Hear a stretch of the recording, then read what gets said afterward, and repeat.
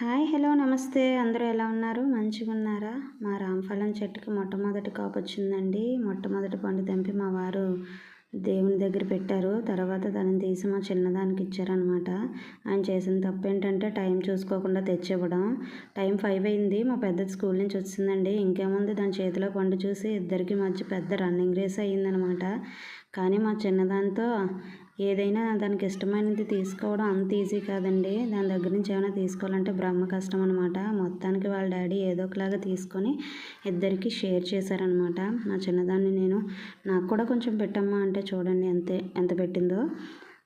ఇంతే తిన్నే తిన్నే అంటుందన్నమాట మళ్ళీ. ఇలా ఉంటుందన్నమాట మా పిల్లలతో అల్లరి. మీ ఇంట్లో కూడా చిన్నపిల్లలు ఉన్నారా? అయితే మా పాప అల్లరి మీకు ఎలా అనిపించిందో నాకు కామెంట్ చేయండి.